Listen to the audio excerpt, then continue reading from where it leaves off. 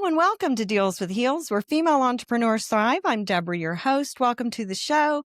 I have a great guest today. She is a fantastic entrepreneur, very deep into her spiritual healing and can help all of us do the same. I'm just going to jump right in. Cheryl Stelte is a spiritual coach, master healer, speaker, and best-selling author of 3 transformative books. She is the CEO and founder of Star of Divine Light Institute and the Azarius Energy Healing Certification Program. With over 30 years of experience in energy healing, spiritual leadership, coaching, shamanism, yoga, and meditation, Cheryl brings deep wisdom and proven methods to help women heal, transform, and step into their authentic power. Please welcome Cheryl to Deals with Heels. Oh, thank you, Debra. I am just thrilled to be here. I am really excited to have you on the show. One, it's such a unique business that I think there's people that are really interested in learning about and maybe becoming certified healers themselves. And also just all the help you've been doing in your own journeys. Just really inspiring. I love the story of how you kind of fell into it. So I would love for you to tell that. Tell us about how you got your entrepreneurial journey going and how you got into spiritual healing. Well, it started on the beach one day when my friend was doing kinesiology on me. And the long and the short of it is, suddenly there was this huge ball of white light hovering above me with the most intense love I'd ever felt in my life. And I suddenly realized it was my deceased brother's spirit. And his message, he spoke to me through her. And his message to me was to start meditating. And that is where everything began. I could not have imagined back then how much my life would change, how transformative that moment in time was. That is amazing. I was at a spirit fair once and I had kind of tried to meditate, but that just kind of resistance to it in a way and had not been successful. And there was a bunch of different types of spiritual people there, tarot readers and different things. And there was an energy healing spiritual medium there. And when I was talking to him, my grandma came through and my grandma Lola, who died a long time ago in 1985, and she had a message for me. And it was 3 things I was supposed to do. And one was meditate every day. That was the first one. And then the second was to say a prayer of gratitude every night. And then she said, and then have a little fun in between. And then I was like, there she is. There's my grandma. So I love that you got that same message and meditation. This has been 15 years ago for me. And I don't know what I would do without meditation in my life, honestly. I hear you. That was 32 years ago. Oh, wow. Hey, what I didn't know then was how early on, I did a meditation class, but my body automatically wanted to work with the full breath, wanted to breathe with long, full breaths. And there's a story behind that, but I didn't know that is what started giving me access to my subconscious, and I started to heal myself. So we're not talking mindfulness here. It's kind of how it began, but it didn't stay that way for very long. And my journey just continued on and on. And very soon after that, it was a very brief amount of time, I moved into shamanism and then somatic experiencing, and on it went. I love that. I've done some somatic yoga and you think I've worked so hard to heal all my little traumas and all my little things. But I was carrying a lot of repressed trauma in my hips and in my butt cheeks. I now can tell you're clenching your butt cheeks. I don't have to be doing anything stressful, just maybe even after a long day. And I can totally feel it now. But I hadn't had like big emotional releases. And one day when I was doing it, I cried over 2 dogs that I rehomed 30 years ago, 30 years ago. And they went to a great place. I didn't really feel that badly. And one of the things I thought, I'm going to ask her about this because I've cried about that since then. And one of the things that I have been committed to is healing not just my trauma, but my ancestral karma and trauma as well. And I don't know, in my own mind, I was thinking, if you're not really upset with dogs, maybe it's not even yours, but that's how they're expressing it so that you can feel it and heal it. How else am I supposed to heal it if I didn't experience the thing that caused the pain, right? So that is such a layman's way of saying it. But in my mind, I was trying to figure out, okay, I'm not upset about the dogs. I mean, but why is it affecting me so deeply when I couldn't really pinpoint it, but that when I really thought about it that way, it gave me relief. I don't know what that is, but Do you want my honest opinion? yes, My yes, yeah. yes, I do. Give it to me.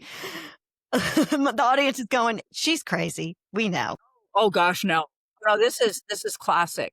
And so what I'm gonna make up a story in that. Well, number 1, if you cried about the dogs all those years later, that's repressed grief. You repressed it. And so often when we're raised, the number 1 trauma that is now considered trauma, and it never used to be, it used to be a way of living, is emotional neglect. And most of us, so many of us, I mean, my age for sure, I'm in my 60s, we were taught to not express our emotions. I learned to hold my emotions in, and all my clients learned to hold a lot of their emotions in. And that is now considered trauma. It's called emotional neglect when you don't have an emotional resource to go to as a little one to help you learn to process your emotions. A lot of young parents are doing it today, but wasn't We happening. did not. I'm going to be 59 Thursday. And so our generation, that was it. You didn't cry about it. I'll give you something to cry about. It was you think we would have learned to take care of ourselves. And I think we learned to survive to take care of ourselves. Emotional. I'm a Scorpio. So when I am emotional, it's big and deep. So a lot of watering that down during Yeah. my lifetime too. And so it could definitely be repressed grief. I just don't think it's specifically about the dogs necessarily. And so I think you're right in that as well. And I would say it has nothing to do with your ancestors. What it has to do with is now you have an avenue, you have an access point through the dogs. So it's kind of like I remember when I was 14 and I went to a movie, The Other Side of the Mountain, and I bawled my eyes out. I thought, why am I crying so hard? And later when I look back on that event and revisit it, I could see that this was all the grief, all the sadness, all the so much of the repressed emotions in me found an avenue. It's like you open the door. So your ancestors, it's not about the ancestors. It's how much else grief, sadness, loss did you feel where it wasn't safe to feel it? So you just shut it down and it becomes a neural pathway. You create a highway.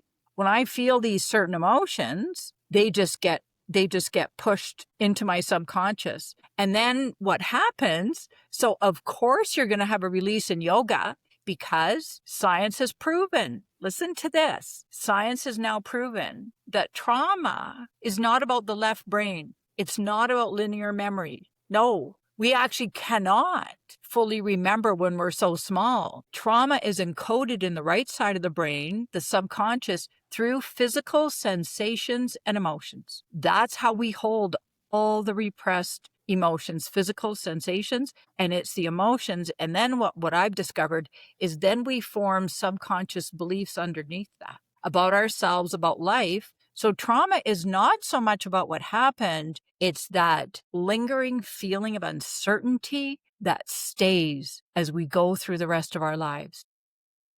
And I think that is likely true with me and my growing up. My parents divorced, and just a few years after that, he died. He would be 104 if he were alive today. So he was significantly older than me. And I don't really have any of that kind of bonding experience with him because it was really young. I have memories of him, of course, but not, you don't really feel and remember that connection necessarily. Although I can feel his presence with me almost every day now. Back then, I mean, the memories of it aren't there, but my mom was a single mom and a nurse of 3 kids and very strict. And she was a Pisces, but she was just really unemotional for a good portion of my life. The affection came from me. If I generated affection, she would respond. But she was just I think she did what you're talking about, right? She had to take care of these kids. and find out a way. And she stuffed those emotions down really far. She passed away 4 years ago. And I took care of her. We were very close. And so I think that, I mean, I know that's what it is. I spent a lot of time with her. And towards the end, some started to come out and she explained and talked to me about a lot of the things that she went through that I was a kid and I didn't really get to see it from her point of view. Right. And it's so those are the neural pathways that we develop. So you open that door. And that's what I help people with. So I especially enjoy working with business women. I mean, I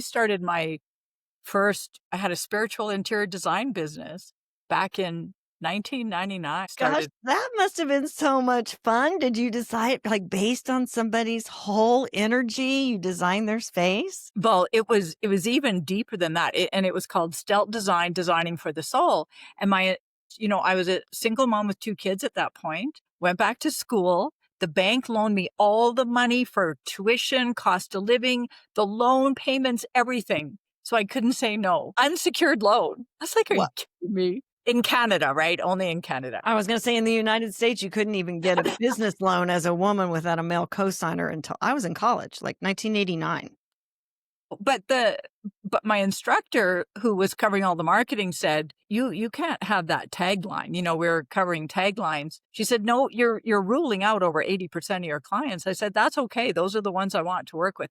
And having a niche was not a thing back then. Nobody taught you wanted to serve everybody. That was business. Right. And so I learned we grow through our businesses, right? We're always growing through our businesses. So what Hmm. happens is we're always going to hit a glass ceiling. I can't tell you how many glass ceilings I hit in my business. And I would do my spiritual work and I would help myself heal and grow, heal and grow. Well, the next thing I know, I'm hiring all these young women. And I ended up with my own paint team, an all female paint team to do my jobs. I was doing renovations. I'd do the consulting and everything. And I had my own workroom and I'm teaching women how to sew and I did all the custom drapes and everything. And what I realized, I decided to hire a coach, which also wasn't a thing. It was just a few years in. And I just said, I don't have the same fulfillment I had as I did at the beginning. And I'm only into this a few years. So I hired this coach. And what he helped me see was my why. Way back then, this is early 2000. And I could see that the whole reason I did my work was to help empower women because I felt so powerless in my life at one time. And I gave these women skills. I taught them what to do. I paid them decently. I used to give them these kind of like, there were sort of these nature tarot cards to pull on their coffee break and stuff like that. And then with all my clients, it was designing for the soul, helping them discover who they truly are and reflect that in their homes and not just the women. A lot of men were into it. Some men were like, yeah, you do what you want and we're going to get this done. But some of the men were, and I would start with the feeling meeting, not knowing the value in what I was truly creating because everything's energy and everything brings up emotion, invokes emotion. So that's what really got me going. I was teaching meditation on the side. I was doing energy healing on the side, but I brought it into my spiritual interior design business very, very much and worked very deeply with my clients. That is so fantastic. They had to have loved their space when they were done, right? Experience. It was so fulfilling. Eventually, I moved away from that business and, eventually it was like the writing was Work. Sounds like a lot of work.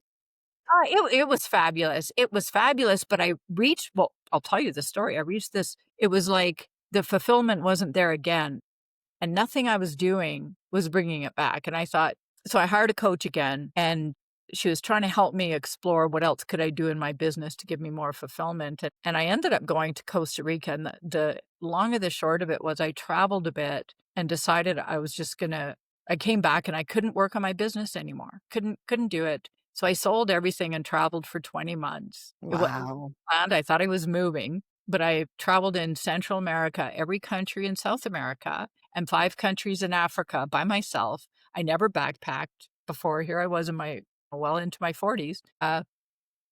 and came back, and I did have some clients that were still hoping and waiting for me. So I had some jobs. I came back and it's like, Replenish that travel fund for a minute and then figure it out. well, some of my clients got on my email list, so I was writing about my travels, and then some found out I was back, and they said, "Hey, we never did get our project done because you weren't here to do it. Would you mind?" Okay. So That's that was awesome. a good place to land, but eventually I was led to doing the spiritual work full time, and often, and for me, and I see it in my clients sometimes, when we step into our highest level of greatness, whatever kept us from doing it before will come up. So here I just moved into fear. Oh, how could I possibly do this work full time? All the spiritual stuff, all the healing stuff. I mean, who am I not to do it, is how I see it now. But at the time it was like, I don't have enough training, and I'm not enough, and how could I call myself, it was, I could do it under the guise, under the shingle of the spiritual interior design business. So once I just accepted that, here I am doing my work, and I love working with entrepreneurs so much because I'm an entrepreneur myself, and I've never thought of myself as a great businesswoman. Business has always been a means for me to do what I want to do. Nobody's going to hire me to be a spiritual interior designer per se, you know, in a business. And so now I do a lot of readings on people. I do chakra readings, but they're more than just the chakras. I get messages from the universe for people for their personal lives, but also I do it for businesses now. I can do a reading on your business and let you know where your blocks are, and that's the dark energy, the energy that's not moving, what your superpowers are and where your light is, and all kinds of messages around it. And then I can help people move beyond that and move to a much higher level of being in service in their businesses. That is amazing. Do you think that I mean, I know for me, a lot of my blocks personally are always things that I don't want to talk about or do, right? When we block ourselves away from them. Do you think in business that that's true as well? So if you hate doing the bookkeeping, you might have some money blocks in there. Does it kind of align with your What I deal with is rarely conscious. I would say when my clients come to me, they don't see the correlation between their personal life and their business. So yeah, you just can't really separate that. right. Just because you don't like doing the books may not have anything, it might not have anything at all to do with money blocks. It may be a feeling of, I don't matter. I don't matter. And so therefore, if you do your books and you really pay attention to your numbers, which we all know we need to Mm. pay attention to the numbers, you might become more successful. And then you might really matter in the world. Imposter syndrome causing that as well. We could call it that, but it's this belief. So it might be that the 1.5-year-old, or even in the womb, sometimes it's in the womb, it can be in the womb as the fetus. You realize that dad never wanted you because you're the fifth kid and there's no money for another child. And he's had enough. And how did your mother dare get pregnant? And then your mother's feeling all this shame, and you're not really wanted. So it might be I'm not wanted, but also you come into the world and you feel like your needs don't really matter, and on it goes. So it'll bleed into so many areas. So imposter syndrome is just a little piece, but it's that subconscious belief under this feeling of not being wanted, under the feelings of shame and of loss, the loss of the life you never had that you had hoped to have, the disconnection. There's so much. So I help people follow the emotion. So it can be, let's start with, it's a great example you gave. I don't want to do the books. Sure, you can farm that out, but you still have your issue. It's not going anywhere. So you look at that. And then the first thing, you go into meditation. Can I give you the 3 steps? Can I give you my 3 steps? Sure, absolutely. Let's have the 3 steps. Right. And I'm All going right, to, and everybody get a pen. Get a pen, everyone. And you can actually just listen, write it down, but I'm going to give this away at the end of our Okay. episode. So you can click on the link and have these meditations basically with the 3 steps, what this is involved. So the first thing you want to do is close your eyes. And number one thing, sit up nice and straight, but breathe with your lower abdomen below the navel. And so, Deborah, we know you've done lots of yoga, and this isn't really so much breathing with the diaphragm, it's dropping down even lower. So you put your thumb at the level of your navel and take Mhm. long, full, deep breaths. And you really slow yourself down. You want to do 6 or 8 seconds in, if you can work up to 8, and 8 seconds out. That's going to switch your brain function. That's a really long breath, you guys. So Long that breath. you may have to practice to get to where you can do it. Start with what you can do because 6 to 8 seconds is a long time for an inhale and exhale That's right. each way. Each way. Especially so low in the body. We want Yes. to breathe in the upper chest because when we've had any trauma, we hold our breath there automatically. And then the trauma sticks in the body. Remember, it's in code. Mm-hmm. And then we automatically start breathing up there. So we're meant to breathe down low. So it can feel like a workout at first. So you think of not wanting to do your bookkeeping. And the number one thing you want to breathe into is the first emotion that comes up when you think of doing your bookkeeping. You can do this with anything. So you Mm-hmm. breathe into the emotion, you stay with it, and I've been doing this over 30 years and I still have to check my breath because the body, when you have that neural pathway, I mean, I'm pretty good at it, but stay with the full breath. And then you can do what I call follow the emotional thread. So what we're doing what I call the ACE method. A is for access. That's how you're going to access your wounding, your trauma is through the full breath. C is for clear and E is for empower. So that's ACE. So we're accessing, we go into those emotions and then and we follow the emotional thread. We go down deeper and deeper and deeper to the lower vibrations. And it might be the first, often you get fear comes up or anger. Those are often the first emotions, but it can be anything. So you always know that there's another emotion underneath whatever you're feeling because you're practiced at this. You're used Mm-hmm. to stuffing Oh all. yeah. That fight or flight emotion. They come straight on out, don't they? That's right. So you follow all the layers till it seems like you're at the bottom one, and then you continue to breathe through it.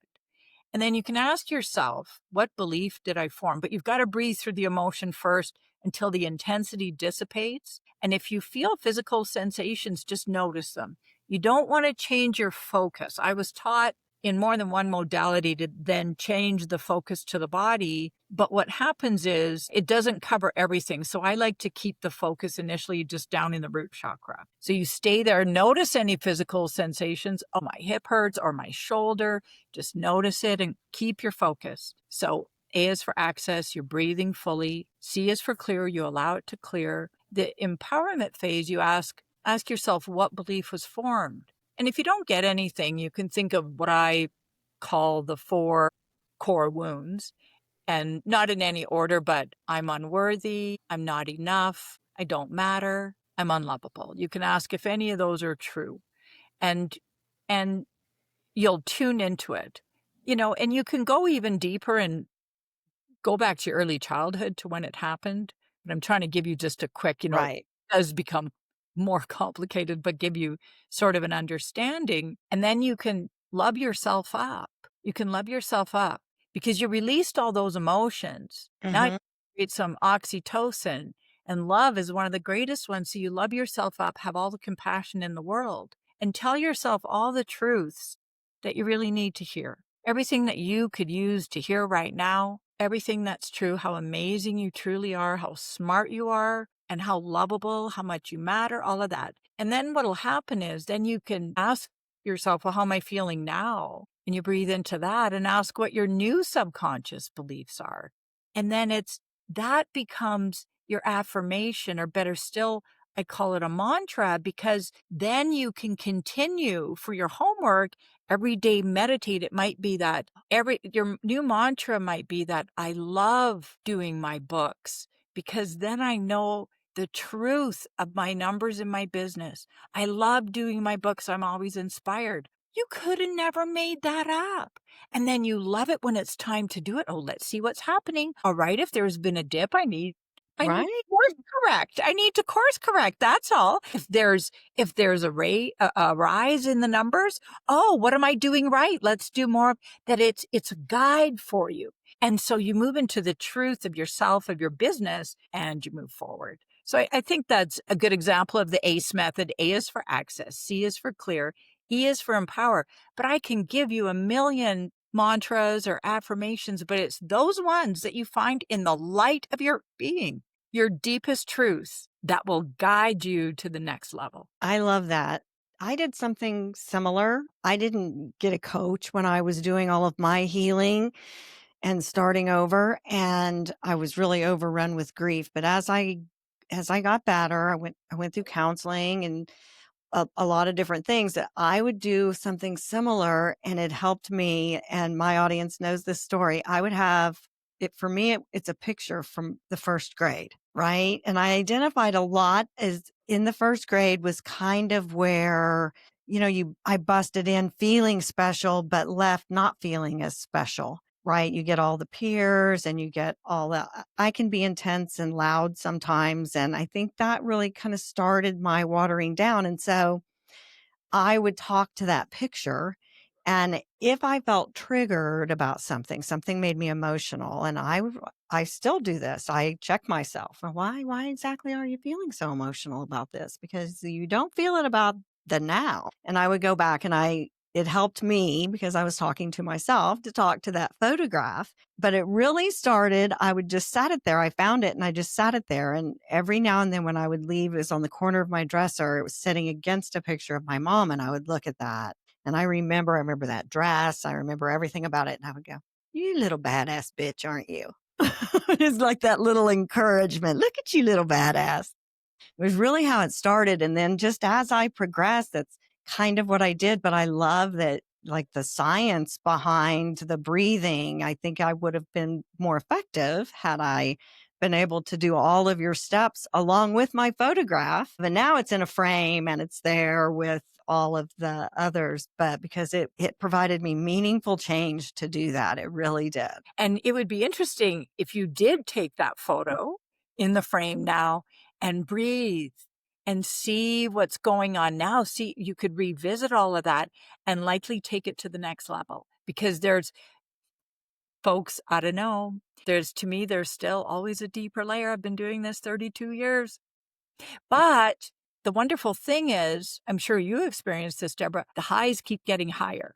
The They highs definitely. getting higher, but it's like then the light shines on whatever darkness wants to be healed next. And I think the healings go further apart, but boy, it goes deep. It goes so deep, but what it does, it catapults you into the heights of love and light and so much goodness and abundance. And I think what I like about your story too is that you recognize, okay, I'm plateauing. You didn't suddenly think this business sucks or take it so personally. You just took time to figure out, why do I feel this way? And I think for me at my age and starting over in my mid 50s was kind of something we all go through a little bit, especially if we were moms, that we've given and given and given and given and held our stuff in to comfort others and all of those things. I think we end up in a similar place. Do you think that too? Kind of the stage of a woman almost when you come to this age, what am I going to do now? Exactly, exactly. And that stage serves us. And the other thing that's going on, it's actually such an important stage. And I think of it often in the people I meet, it's actually a new step of spiritual realization. And it comes when we've had a certain amount of success in something and it comes time for unlearning. We Hmm.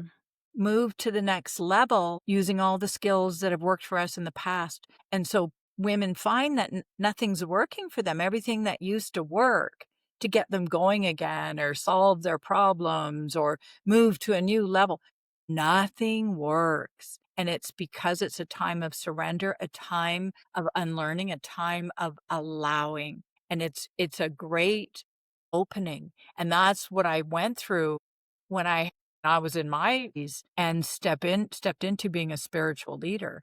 I was 53 and I had been in that step. It really starts in your 40s. And for me, it went on for about a decade. Mine did too before I really, and honestly, tragedy thrust me into, right? It wasn't like I just decided and no, I was on my knees begging what is going on and nothing but empty space left. My kids had all left home and my marriage had fallen apart and so here, all this empty space that was in there had to be filled up with something. Right? What am I going to do? Where do I want to go? It's almost like a purging. And one of the things, and I think I'm a guest a lot too, so I might have spoken about this as a not on my own podcast, but I'm interested to what you think about it. I was reading that humans are one of the only mammals, the others are whales, where the female lives for decades after her ability to reproduce. And it's not true for the human male. He can reproduce well into his old age. So what about the human female is so important? What are they supposed to do in this second phase of their life? It's so important that they live for decades after. We're not supposed to shrivel up and have achy joints and sit with grandkids on our life forever. There's big meaning for us as a species and as a gender, I think, that has been downplayed and really not understood that how special that is that we live for such a long time beyond our ability to reproduce. And we can still be sexually active. We can still have pleasure. We can do all of those things. And I really think that it's our spiritual connection to the earth and to healing and all of those things. But I'm interested to what you think. It's a new concept for me that I can't stop thinking about. Oh, that's really great that you're spending time reflecting on that, and I can't say I've put a whole lot of time into it, but you're into thinking about it, but you're absolutely right. So, I look at it from the perspective of our soul chooses our lives, chooses our parents, chooses the majority of our greatest challenges for us to grow and evolve through. So, within that, our soul chooses to be female or male or nowadays, whatever that is, LG, transgender, whatever it is. But if you choose to be a woman and have children, like you say, there's a whole lot of years. But even if you don't choose to have children, there still is a time where women get to be, it used to be your late 20s. The cutoff was 28 or 30. Now it's sort of 40, and now it's, I don't even know where it's at, but where they wrestle with it. Do I want children? Do I not? Do I not? And there's still, it's a way of being that you could, right? You're in that zone that it's possible. And then there's the time where it's not. So what we do, I think, as women, and it is so important that we don't just stop living. Don't just, even retirement has shifted and women aren't retiring like they used to. It used to be the woman couldn't wait for her husband to retire and they could travel or whatever, or sit at home and drink. I've known some people who that's what they do. But that it's the next level of your purpose. And purpose becomes the primary focus. To me, I'm not done. And women are saying that now. Oh, I just met a woman who was an accountant and she could retire. I thought I was going to play golf, and she's retiring a little more on the younger than average side. But then she went, no, wait a minute. No, I'm not done. I have more to do. And she realized through her business how she could offer her clients more, how she could move to that next level because the work she's doing is very fulfilling. And the work she's doing is helping people. She helps people who are at the K level and up of profit in their business, Hmm. not gross sales. So she's got this group, and she told me that so many of her clients, including men, are suddenly in tears when she explains to them how much money she can save them. They just can't believe it that they've been in business all these years or decades and nobody's taught them this. And now here she is, this sort of angel for them. So no, she's not retiring and golfing now. She's moving to that next level because you can't buy fulfillment. You can't. Humans, we need a purpose. That's why people feel unfulfilled and they get depressed and they're get in the rut. And I think I understand systems are important. I'm a creative person, so it's important for me to have a little bit of structure, but we get so into routine and structure, we lose that playful creativity that, and I'm not talking about painting and artistic, regular creativity, nature, exploring, just finding new things. All of that is something that we can really get in a rut and not do if we get into those routines. That's right. That's right. And it's really allowing your next level to come. Don't force it.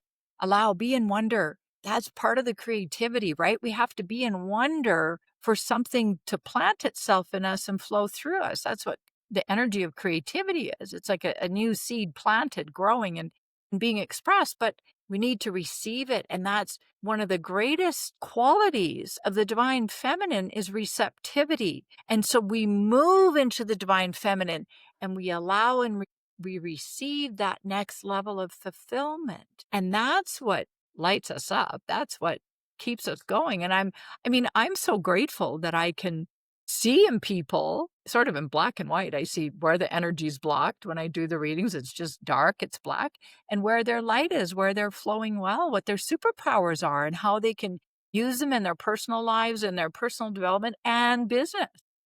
And you can do it virtually too. It's not like you have to sit with somebody, correct? It's all virtual. Everything I do, all my one-on-one sessions, the Azarias, everything's virtual. Isn't it amazing how connected you can be Well, spiritually from a distance? I love it. We used to always think you had to be face to face, and it's just not true. Well, we're all one. The idea that we're all separate is a total illusion. We experience that, but you can move into the state of being in oneness, or at least unity consciousness. We're all united. So physically, it doesn't matter. I mean, I've done all kinds of readings and healings over the phone, just to speak with the person, but it's not required to be in physical presence. I love it. Unfortunately, we're running out of time. I feel like I could talk to you for hours. We could have like the Joe Rogan 3-hour long podcast with Cheryl and Debra talking about all the spiritual healing stuff. I could get all my stuff taken care of. It has been a real joy to have you on the show. And I know there are lots of listeners that would love to learn more about your services and find out where they're blocked and how they can move forward through all of those, because that is the thing. If you can figure that out, guys, life is so much easier, so much easier. So tell us how we can find out more and book services and all of those things. All right. Well, the first thing to do is download the meditations. It's just 3 meditations, but it'll get you doing the full breath. And the third meditation in this group of powerful meditations is creating safety and stability in the root chakra. So what happens if you're wanting to grow or expand in your business, whatever new level you're not feeling safe and stable in. So it's my most listened to meditation. If you're interested in a reading of any sort or anything else, my website is starofdivinelight.com. So all lowercase one word, starofdivinelight.com. And that's what you are, Star of Divine Light. Yes. I will link to all of those things in the show notes, everyone. You'll be able to reach out and learn more about all of her stuff. I think it's fantastic. And you guys know how much I love meditation. I always tell people when they say they can't meditate, I can't clear my mind. I said, a human with a clear mind is comatose. You're not supposed to clear it. That's right. All of those racing thoughts, they're racing because you finally eliminated all of the media and everything crunching them down. And they have been waiting. Just let them come. Let them come, let them come, let them come. And eventually, with the breathing and with Cheryl's method, you'll find the place that you need to be. So that is it. It's kind of convoluted at the end, it sounded, but you get the idea so all of you saying you can't meditate, everyone can meditate. That's You right. just have to be quiet long enough for the clutter to go away. And on that note, it's fantastic to have you on the show. And if you like this episode, please leave us a review, like, share, and download the podcast. Be sure and check out the show notes for all of Cheryl's information. You can link to my advertising agency and our website from there as well. And until next week, we're out.